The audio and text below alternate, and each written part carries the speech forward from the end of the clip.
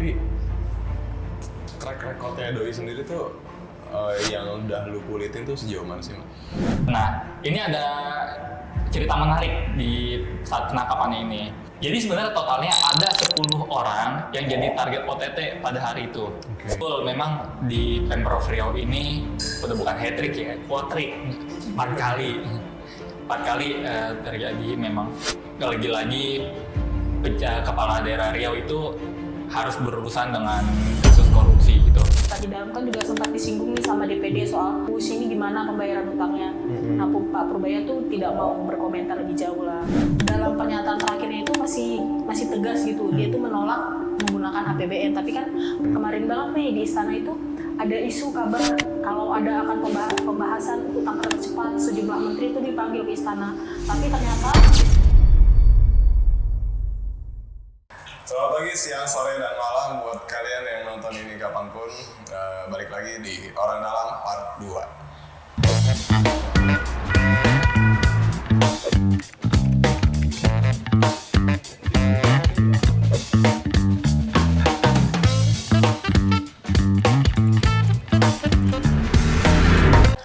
Ya, dengan formasi yang masih sama kayak di part pertama kemarin. Tentu part 2 ini akan ada, ya topiknya pasti beda lagi ya. Tapi kayaknya kalau di ranah keuangan nanti masih ada doi-doi lagi sih. ya masih Jargonnya keuangan. iya Yeah. ikonnya. Ini gue juga udah ngelis beberapa pertanyaan yang mana gue juga pengen tahu. Gue pengen, pengen tahu sih. Pengen tahu gimana update berita yang sebelumnya tuh.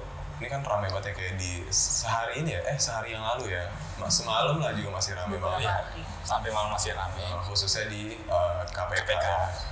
Nah, kira-kira kemarin gue ngeliat ada video amatir gitu. Itu wartawan mana sih yang teriak? Gubernurnya yang mana sih? Ramai itu ya. Ramai itu. Pak, ini Pak Gubernur yang mana sih? Kayaknya nyampe di grup-grup wartawan juga. Itu mah udah bukan wartawan, pasti. Ya biasa kalau bukan satu lain hal itu adalah tersangka korupsi yang lagi rame ini habis kena OTT. Iya, itu yang gubernur itu. Gubernur Riau Abdul Wahid dari partai PKB. Oh, partai PKB. Wow. Oke. Riau lagi nih. Menarik. Gue baru tahu tuh tentang itu. Tapi track recordnya Doi sendiri tuh yang udah lu kulitin tuh sejauh mana sih, Mak? Sebenarnya terlepas dari Abdul Wahid menjabat sebagai gubernur ini, memang walaupun diterkait kasus korupsi, memang kalau secara track record dia bukan kalangan orang konglomerat lah ya, memang ya bisa dibilang dia benar-benar merintis dari bawah banget.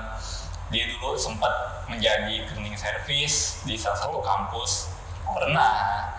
Ya makanya bukan orang dari konglomerat, makanya benar ya terakhir itu bawah banget gitu. Mau dari cleaning service bisa sampai ke gubernur Riau ya, memang patut dia cungi jempol gitu. Lalu juga sempat pernah jadi kuli bangunan. Nah, mulai dari merangkak dari kuli bangunan ini sudah mulai menjajah-jajah nih, menjajaki ke partai. Dia mulai masuk ke PKB. Nah, di PKB ini tahun 2009 itu dia pernah jadi ketua fraksi PKB DPRD Provinsi Riau. Nah, lumayan melejit nih, dari kuli bangunan bisa sampai ketua DPRD fraksi PKB Provinsi Riau. Lanjut, abis itu jadi ketua DPW, DPPKB di Riau, anggota DPRI, terus akhirnya sampai jadi gubernur Riau yang sampai sekarang ini, meskipun terkena OTT. Tapi menarik ya, apa namanya, dari backgroundnya tadi ya, background Dari apa kopi, namanya? kuli bangunan. Iya. Gue tiba-tiba teringat yang sebelumnya juga ketangkep itu kan, dari ojol, tahu-tahu jadi menteri. Nah itu ya ternyata memang Tapi bukan tentang ini ya, bukan tentang gue dari ini nggak bisa lu pasti jadinya nggak mungkin. Ya, kita patut acungi jempol lah ya, memang karir mereka mulai dari bawah bisa sampai ke titik saat ini. Ya memang bagus, tapi kita sepakat untuk tidak mentolerir segala bentuk tindak pidana yang mereka lakukan, termasuk salah satunya korupsi. Setuju. Ini gue ada yang pengen gue tanya juga di sini. Kronologi dasar dari Gubernur Riau ketangkap tuh gimana sih? Ya, seperti pada umumnya lah ya, KPK ini kan kalau mau menindak lanjuti ya ada kasus korupsi selalu ada laporan dari masyarakat, dan memang selalu dirahasiakan siapa yang melaporkannya demi perlindungan juga buat yang si pelapornya ini. Umumnya seperti itu, bermula dari laporan masyarakat, terus kemudian dilanjuti sampai ke tahap penyidikan hingga ke penyidikan. Nah, untuk kasusnya ini yang melibatkan Gubernur Riau Abdul Wahid ini, itu memang semula tersebar luas kabar OTT di lingkungan pejabat Provinsi Riau waktu itu. Nah, perihal adanya OTT itu memang dibenarkan oleh Ketua KPK Setio Budianto, memang ada OTT dan itu melibatkan kepala daerah, dalam hal ini Gubernur Riau itu sendiri, yaitu Abdul Wahid. Tuh. Cuman sebelum Abdul Wahid ini tertangkap oleh KPK, sudah ada 2 orang duluan nih yang ketangkep, yaitu Kepala Dinas PUPR PKPP Riau Arief Setiawan, terus anak buahnya Sekretaris Dinas PUPR itu Ferry namanya. Berlanjut dari pengembangan situ sampai akhirnya tertujulah ke satu nama ini, Abdul Wahid. Nah, gimana cara ketangkap? Nah, ini ada cerita menarik di saat penangkapannya ini. Dia ketangkap itu diduga dia mengetahui kalau diri itu jadi target operasi. Nah, merasa gitu. Nah, terus. Setelahnya sempat dibilang dari KPK kalau Abdul Wahid ini sempat ingin kabur pada saat OTT, walaupun pada akhirnya ketangkap gitu. Cuman kan yang memang bagi pertanyaan, kok bisa OTT ini jadi bisa terendus oleh targetnya sendiri itu. Nah, PLT Deputi Penindakan KPK Asep Guntur Ayu itu cerita. Jadi lokasi dari rumahnya, kediamannya sampai lokasi penangkapannya ada di kafe. Itu sebenarnya nggak jauh lokasinya. Jadi ibaratnya cuman beberapa blok aja dari rumah ke kafe ini. Nah, cuman waktu itu pada saat OTT ini, Abdul Wahid ini ibarat itu dia punya backdoor, pintu belakang. Pintu belakang itu buat inisiasi supaya nggak ketahuan lah. Dia ini lewat backdoor pintu belakang untuk ke kafe ini karena pengen ketemu salah satu tangan kanannya, itu namanya Tata Maulana. Dia ketemu di kafe, alhasil ya udah mereka ketangkep lah, keringkus di situ di kafe itu. Nah, setelahnya tanggal 4 November mereka baru dibawa ke KPK, Gedung Merah Putih KPK di Kuningan, Jakarta. Nah, itu pemeriksaan berlangsung sampai malam. Dan yang menariknya ada satu lagi, yang menariknya ini ada salah satu anak buahnya gubernur juga ini. Jadi sebenarnya totalnya ada 10 orang yang jadi target OTT pada hari itu. Nah, cuman yang tertangkap ini ada 9 orang, termasuk salah satunya si Gubernur Abdul Wahid ini. Satunya kemana tuh? Nah, satunya ini KPK sempat mencari-cari satu orang ini di daerah Riau, cuman nggak ketemu. Nah, pada saat 4 November di Gedung Merah Putih KPK ada satu orang masuk itu dia memakai rompi warna hijau gelap. Dia datang dan ternyata adalah itu satu anak buahnya Abdul Wahid lagi yang memang jadi target operasi, ternyata dia menyerahkan diri. Menyerahkan diri itu. Iya. Oh, iya mungkin dia menurut dia anjir tinggal gue doang lagi. Udah tenang dia hidupnya udah. Mungkin udah, gua datang ya aja ke KPK. bosnya udah ketangkap, ya udah lu nyerahin diri aja lah. Iya. Cabut keluar duit belum penuh ya kan, kalau nggak salah total berapa yang dirugikan? Nah, yang udah duit yang udah diamankan dari hasil OTT ini itu berkisar 1,6 miliar. Iya. Dari hasil Masih OTT. terbilang kecil lah untuk membancakan 10 orang nggak sih? Mungkin masih belum ada modal ya buat cabut keluar gitu kan. Ya, terus dia nyadar, aduh gue masih miskin lagi, aku nyerahin diri aja deh gitu. Bos yang udah ketangkap mau dikata apa? Udah gue nyari diri. Tapi paling kocak kalau misalnya pas kemarin pas dikejar ke Riau kan, udah pada nyampe gitu. Mana ya? Wah, nggak ada di sebelah ya. Kok di sini? Nggak gitu dong konsepnya bang. Nggak gitu. Oke. Balik ke pertanyaan. Ini menarik ya, tapi ya terbilang ini nggak sih? Terbilang pelik atau ribet nggak sih kasusnya mereka tuh? Terbilang pelik atau tidaknya sih sebenarnya sih enggak. Ini kan kalau pada saat konferensi pers kemarin Wakil Ketua KPK Johanis Tanak itu menyatakan memang ada 3 tersangka dalam kasus ini, yaitu Abdul Wahid itu sendiri, lalu Kepala Dinas PUPR PKPP-nya itu Arief Setiawan, dan 1 orang lagi yaitu Dhani M. Nur Salam, ini tenaga ahlinya gubernur. Nah, terbilang pelik enggak, modusnya itu dia ini melakukan pemerasan di lingkungan Pemprov, khususnya di Dinas PUPR PKPP. Oke. Nah, kebetulan pada saat itu memang lagi ada proyek pembangunan jalan dan jembatan. Itu nilai anggaran yang sudah ditetapkannya itu buat pembangunan jalan ini ya sama jembatan ini itu 71,6 miliar pembangunan ini. Nah, sekretaris dinas PUPR anak buahnya Arief Setiawan ini ngumpulin para kepala UPT wilayah 1 sampai 6. Itu ngumpulin. Nah, dia bilang di situ kalau Bapak Gubernur ini Abdul Wahid dia minta jatah dari proyek itu. Dia minta jatah berkisar 2,5%. Nah, karena posisinya itu anggaran sudah ditetapkan, mau anggarannya itu dinaikin sama mereka yang semulanya 71,6 miliar jadi 106 miliar. Nah, itu ada kenaikannya jadi total 177,4 miliar nilai anggaran. Nah, kenapa dinaikin? Dinaikin ini buat nutupin buat ngasih setoran ke gubernurnya ini nih.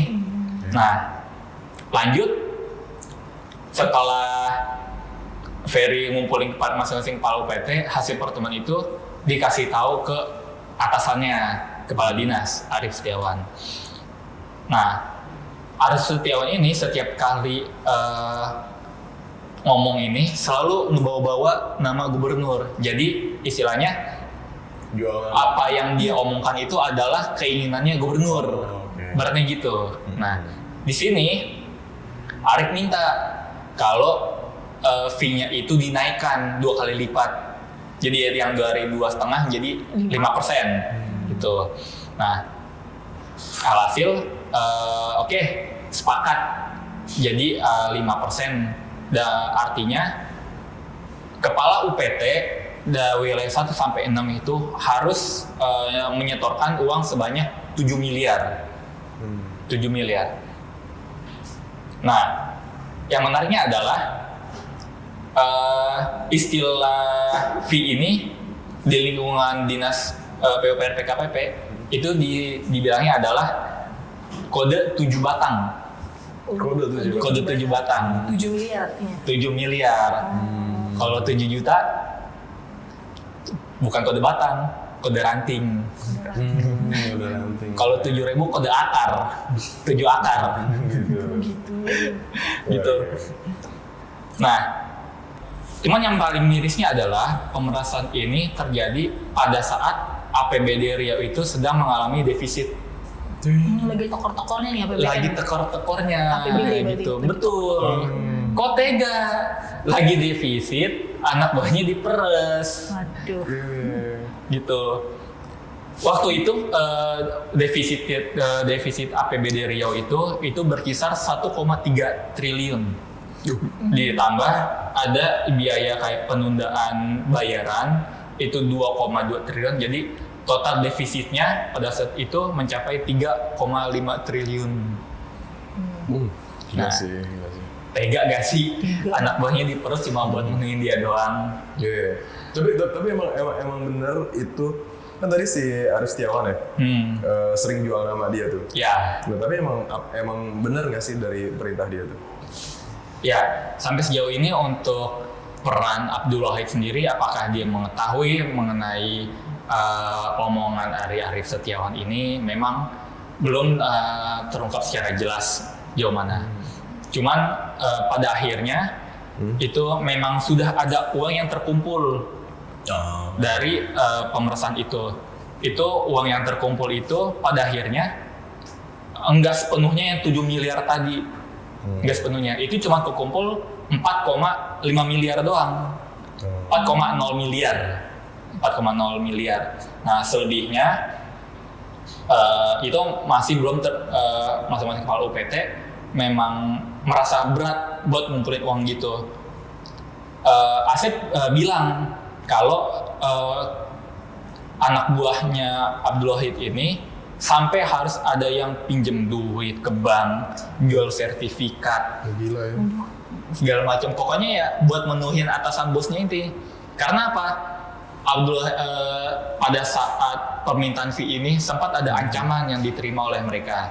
Yaitu ancamannya bisa antara dicopot dari jabatannya, dimutasi, dipindahin tugasnya, segala macam. Karena hal-hal yang pindah jabatan rotasi itu buat para ASN ini kan memang satu hal yang negatif buat mereka ya. Hasil mereka coba menjauhi hal-hal kayak gitu, dan itu jadi suatu ancaman besar buat mereka. Abuse banget ya. Abuse of power di situ. Lu tau gak kata-katanya kayak gimana sih saat masing-masing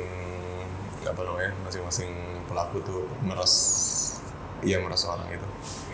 Kayak misalnya kata-katanya itu sangat politis kah, birokrasi kah, atau sopan banget kah, atau kasar gitu kata-kata pemerasannya. Ya misalnya enggak bisa ini saya kalau misalnya gini ya saya tunggu aja sampai tanggal ini, nanti paling kalian juga udah nggak di sini lagi, misalnya kayak gitu atau gimana gitu kata-katanya. Penasaran Ya. Ada nggak lu tau? Ya kalau kata-kata itu memang belum diketahui bagaimana pada saat pernyataan itu terjadi. Cuman yang jelas ada memang tersempit kata-kata kalau tidak nurut nanti akan diancam dipindah tugaskan, nanti bakal dimutasi, bakal dicopot dari jabatannya dan segala macam. Tapi pada intinya lebih kayak abuse of power. Benar-benar abuse of power di situ. Ya dia yang punya kuasa, dia yang punya penegakan di situ. Ini Bang, kita kan sering nih ngelihat kasus kepala daerah dengan kasus serupa nih. Apakah benar nih biaya politik untuk memenangkan pilkada itu besar gitu Bang? Oh iya. Nah, Jadi faktor pendorong nih kepala daerah ini ngelakuin hal seperti korupsi ini, itu gimana? ya istilah balik modal lah ya. Balik gitu. modal. Kan memang buat mencalonkan diri buat jadi kepala daerah ini kan memang cukup besar lah ya modalnya, bahkan bisa sampai ratusan miliar sampai triliunan gitu. Nah, apakah ini memang jadi motif kepala daerah untuk melakukan korupsi buat balik modal? Ya, wallahu a'lam bishawab. Sampai sekarang memang motifnya memang belum terungkap. Lalu juga kemarin juga pada saat konferensi pers sempat ditanyakan apakah memang sempat juga ada aliran itu mengalir ke partainya. Nah, ini memang kata KPK masih coba didalami apakah memang ada aliran sampai ke partai, karena at least ya Doi kan emang dari partai PKB. Nah, kita masih belum tahu apakah memang juga ada aliran ke partai ataukah memang itu sebagai motif dia buat balik modal. Ya, kita tunggu lebih lanjut sampai di meja hijau aja. Oke. Nah, kalau kita lihat kondisi sosial politik Riau, ini catatan gue nih, Riau tuh udah 4 kali ganti gubernur. Kuartek tuh. Kuatrik. OTT semua tuh? Atau kasus korupsi gitu sama semua? Ya, memang betul. Memang di Pemprov Riau ini udah bukan hat-trick ya, kuatrik. 4 kali. 4 kali terjadi memang. Lagi-lagi kepala daerah Riau itu harus berurusan dengan kasus korupsi gitu. Tapi walaupun memang tidak semuanya ini terjaring OTT gitu. Nah, itu pertama ada Gubernur Saleh Jasid itu jadi tersangka KPK tahun 2008. Kasusnya itu pengadaan mobil pemadam. Mobil pemadam aja dikorupsiin. Ya, itu waktu itu nilai proyek itu mencapai 4,7 miliar. Lalu ada Rusli Zainal tahun 2012, itu kasusnya proyek pembangunan venue untuk PON dan kehutanan. Ada juga Anas Makmun. Nah, yang ini kena OTT nih, yang satu ini. Itu tahun 2014. Kasusnya itu karena suap alih fungsi hutan dan kebun sawit. Nah, sampai yang teranyar ini, ya Gubernur Abdul Wahid ini dengan kasusnya pemerasan. Oke. Nah, maksudnya kayak ada kultur patronase nggak situ? Nah, perihal kalau ada culture patronase ini memang tidak bisa dibuktikan ya, karena memang kan balik lagi ini kan secara personel masing-masing orang kenapa sih mereka melakukan tidak korupsi itu? Cuman ya selama ada gula, ada semut di situ. Kalau memang ada upaya mah dilakukan di situ juga, kenapa tidak? Gitu. Ya lagi-lagi balik lagi ke masing-masing personel. Kenapa Riau lagi yang jadi langganan sarang semut buat terjadi korupsi? Gila ya, maksudnya gue kayaknya juga kalau kita deh gitu, kalau kita jadi warga Riau nih, anjir malu-maluin banget gue punya gubernur. Jadi pas the next gubernur yang setelah ini itu bakal dipantau banget ya. Jangan sampai 5 nih kan. Trauma. Ya sebenarnya apakah terpantau, pasti semua kepala daerah itu pasti terpantau, karena kan nyatanya tugas korupsi, pemberantasan korupsi itu kan memang bukan tugas aparat penegak hukum aja. Kita pun juga sebagai masyarakat juga harusnya turut hadir juga untuk melaporkan kalau misalkan ada pejabat ada indikasi korupsi, kita harus turut hadir di situ.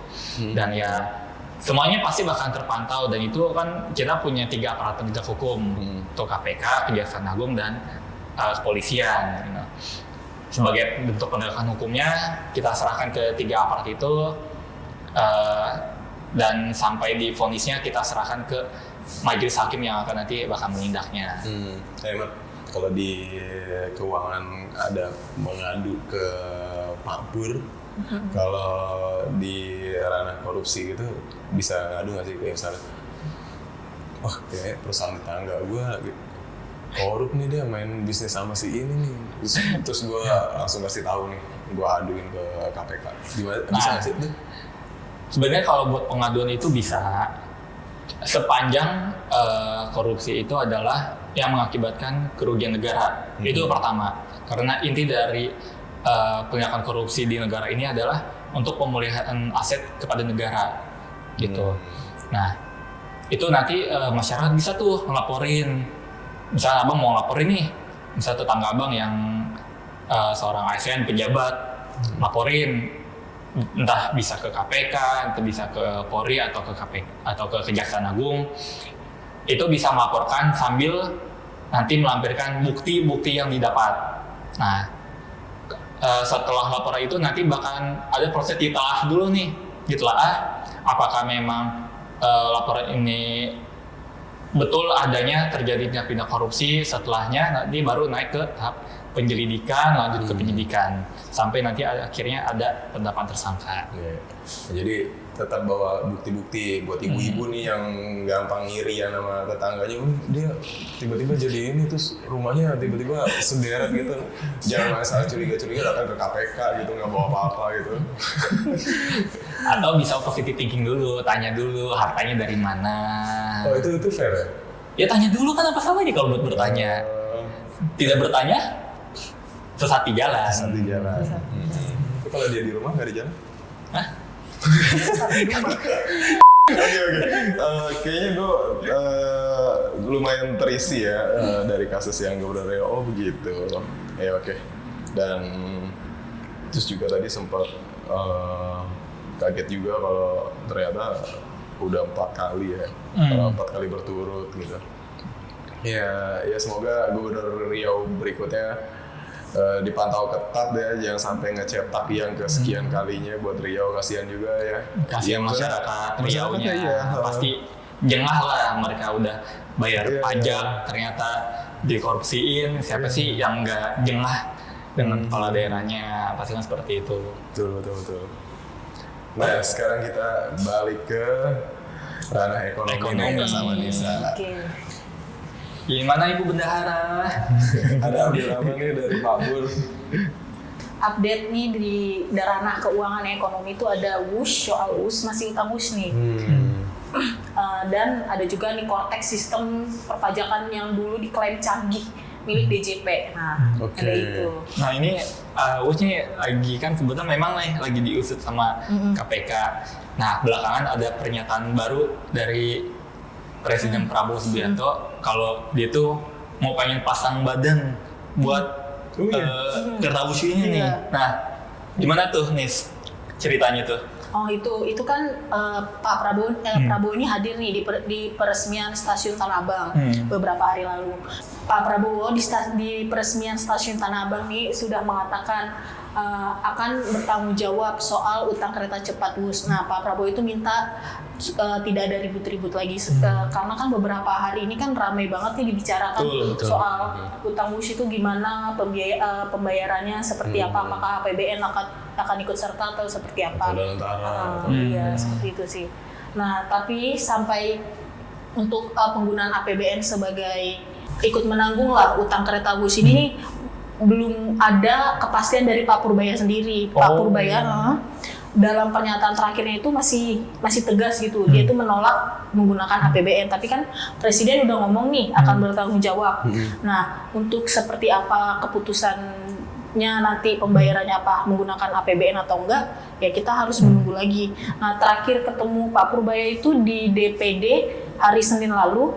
Pak Purbaya itu juga ditanya nih sama wartawan, gimana Pak, pakai APBN atau seperti apa untuk membayar WUSH, dan Pak Purbaya itu masih diam aja. Oh diam? Tidak mau menjawab sih. Apa katanya? Langsung pergi buru-buru ke acara selanjutnya. Seolah nggak dengar? Seolah nggak dengar ditanya itu, atau dia tahu lagi Lengos aja. Dia diam aja sih, seperti kayak nggak ada gitu. Kan ditanya pembahasan di dalam, kan juga sempat disinggung nih sama DPD soal WUSH ini gimana pembayaran utangnya. Nah Pak Purbaya tuh tidak mau berkomentar lebih jauh lah. Mungkin harus rapat dulu dengan Presiden atau seperti apa. Iya. Mungkin harapannya nanti Pak Purbaya ya kali bisa melunak kan dari pernyataan sebelumnya. Nah Pak Erlangga kan juga sempat bilang tuh di Istana Negara, Presiden itu akan mengadakan rapat khusus nih buat membayar utang WUSH. Nah itu mungkin akan dibahas lebih lanjut lagi. Hari apa ya kira-kira? Menurut lu? Kemarin itu di Istana, kemarin banget nih di Istana itu ada isu kabar kalau ada akan pembahasan utang kereta cepat, sejumlah menteri itu dipanggil ke Istana. Tapi ternyata saat ditanya oleh wartawan tidak ada pembahasan soal WUSH sih Mas. Jadi kita belum tahu ini seperti apa. Seperti itu sih. Bagaimana lanjutan soal kereta cepat WUSH? Kita tunggu di Istana. Iya. Bisa. Ya, kita tunggu di Istana ya, berarti ya, karena bola terakhir kan Prabowo sendiri yang bilang gitu ya. Betul. Udah nggak usah ribut-ribut, saya yang tanggung jawab. Cuma kita nggak tahu mau cek dari yang mana gitu. Apakah dari kantong pribadi Prabowo? Possible sih. Oke. Menarik ya. Tapi kurang lebih Trubus terakhir ya emang ditutup dengan statement itulah ya. Oke. Tapi Pak Ahaye nih ternyata 2 hari lalu mengeluarkan statement kalau negara ini akan ikut serta nih Mas membantu menyelesaikan proyek kereta cepat. Nah, dalam pernyataannya itu Pak Ahaye bilang negara akan hadir mencari solusi, pemerintah APBN pasti akan jadi bagian. Nah, apakah APBN ikut bertanggung jawab untuk membayar ini? Belum tahu nih. Lampu kuning. Mungkin udah ada sinyal-sinyal lah dari pemerintah. Oke. Tapi udah ada gambaran belum sih nanti kira-kira pembayaran utang USnya itu bagaimana? Yang tadi Nisa bilang apakah dari APBN itu sampai sekarang memang belum diketahui berarti. Iya, untuk skemanya itu pembayarannya atau APBN ikut serta atau sumber pembiayaan lain atau seperti apa skemanya ini belum diketahui. Beberapa pejabat juga dimintai tanggapan soal apakah APBN akan digunakan, itu belum ada yang mau berkomentar lebih jauh. Nah, terakhir kemarin ketemu nih sama Pak Erlangga wartawan, nanya apakah APBN itu akan ikut menanggung atau gimana nih Pak. Terus Pak Erlangga tuh bilang penyelesaian itu bisa dilakukan dengan berbagai skema korporasi. Dan ya, gitu. Saat ini juga nih ternyata sudah ada nih dibentuk tim penyelesaian utang kereta cepat. Itu tuh terdiri dari Menko Infrastruktur Pak Agus Harimurti Yudhoyono, Menteri Perekonomian Erlangga Hartarto, Kementerian Perhubungan dan Pak Purbaya sendiri. Kolaborasi. Tapi termasuk pembahasan ini nggak ya, seberapa lama kita nyelesain utangnya atau cash keras aja nih? Nah, untuk penyelesaian utang ini nih, ternyata Pak Luhut sempat bilang nih, Cina itu menyetujui restrukturisasi selama 60 tahun. Utangnya akan dicicil selama 60 tahun ke depan. Nah, tapi sekarang nih masih ada pembahasan intensif nih antara Indonesia dan Cina itu seperti apa. Tapi sampai sekarang sih belum ditemukan ya seperti apa kesepakatan untuk pembayaran utang ini. 60 tahun. 60 tahun, kira-kira berarti 2080-an ya baru lunas utang kereta cepat. Umur gua sekarang 28, 60 tahun berarti 88. Udah uzur. Iya. Nah, kira-kira kalau misalnya selama itu, misalnya nih Prabowo kita anggap 1 periode gitu, udah selesai misalnya nggak ada next period lah gitu. Terus masih berutang nih gitu kan, jadi beban ke presiden baru dan seterusnya gitu. Dan siapa tahu anak gue suatu saat jadi presiden gitu masih terbebani dengan usut itu, utangnya yang mana ya, sama siapa ya, bapak yang mana ya gitu. Wah, itu pelik juga ya. Ya itu urusan presiden sampai 60 tahun yang akan datang. Jadi tapi kita ikut kepikiran juga gitu. Ya emang biar mereka lah ahli-ahlinya yang racik gimana solusinya, tapi ya minimal jangan bikin kita khawatir lah. Ya. Gue mau tanya ini dong. Ini kan gue juga baca-baca di berita Cortex pastinya ya. Cortex tuh katanya masih nggak worth it dari segi backend system kah, atau dari segi teknologinya gitu. Kalau kan sempat dibilang kayak codingan anak SMA ini lah gitu kan. Tapi gue pribadi sebagai orang yang suka di ranah teknologi juga dengarnya kayak kenapa harus bawa kata anak SMA sih gitu, atau apa sih, gue lupa deh tepatnya anak SMA lah atau dia nyebutnya kayak anak kuliah lah atau apa gitu. Kan nggak melulu karya mereka juga B aja kan, bagus gitu ya, harusnya dia nggak ngomong gitu. Tapi balik ke konteksnya tadi, iya gitu, masih jelek gitu katanya, karena dia kan katanya ada hire hacker gitu ya. Nah, itu gimana? Nah, Pak Purbaya ini bilang kan pas itu di salah satu media briefing sama media itu memang dia menyindir nih Cortex ini sistemnya tuh kayak buatan pemula anak SMA lah, karena kan sejak diimplementasikan nih 1 Januari 2025 ini Cortex itu banyak banget permasalahan nih Mas. Nah, itu tuh permasalahan ini banyak banget dikeluhkan oleh wajib pajak.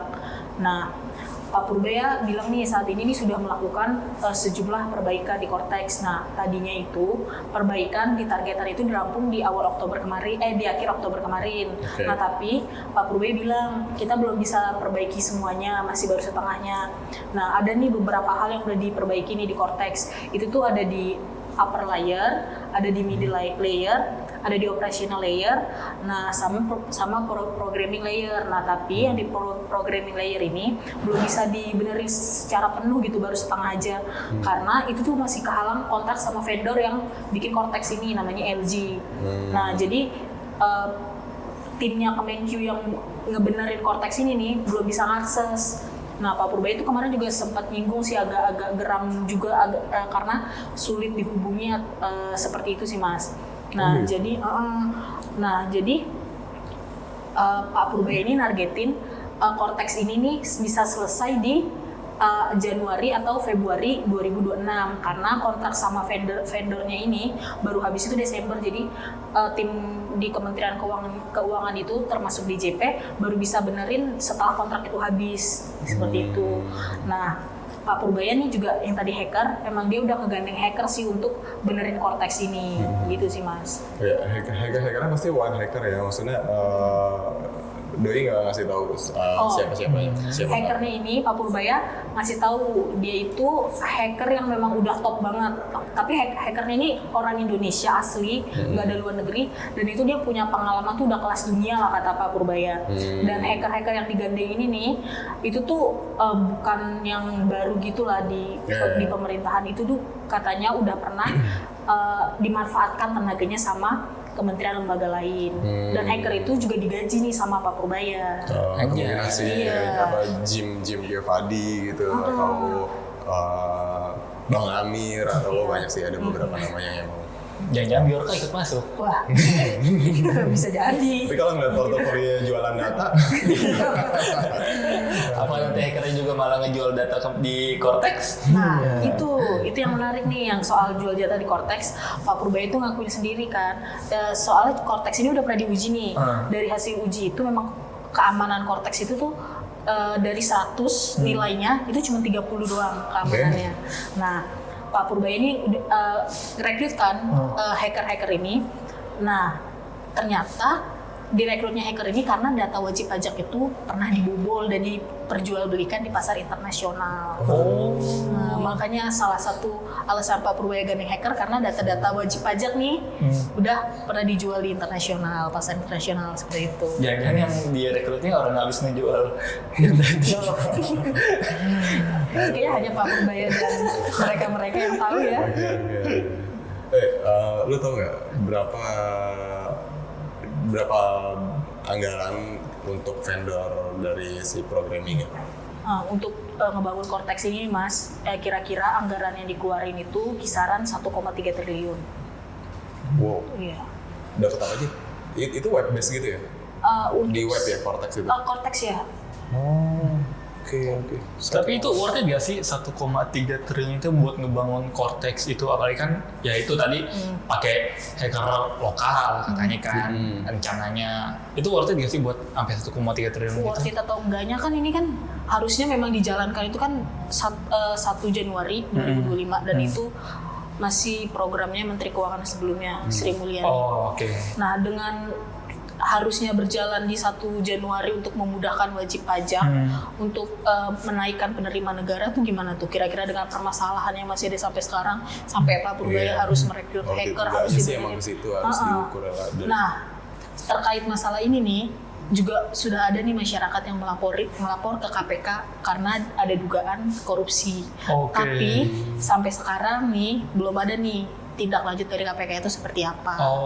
Mungkin karena masih pembenahan ya, atau mungkin masih yang tadi diselidiki dulu, harus masih ditelaah dulu seperti apa. Sambil cari-cari buktinya apakah benar ada dugaan korupsi itu. Masih cek dulu mungkin. Iya. Tapi Mat, kalau tadi ya angka 1 triliun itu, 1 sekian triliun berapa di ekornya itu, buat project software, inovasi software apapun itu gitu, solve problem di ranah teknologi, 1T tuh gua kayaknya bakal punya mungkin 10 developer lah gitu. Gue irit-irit biar profitnya gede tuh buat misalnya ini vendor gue gitu. 1T, ya anggaplah sekian persennya dari 1T untuk ranah programmingnya aja itu terbilang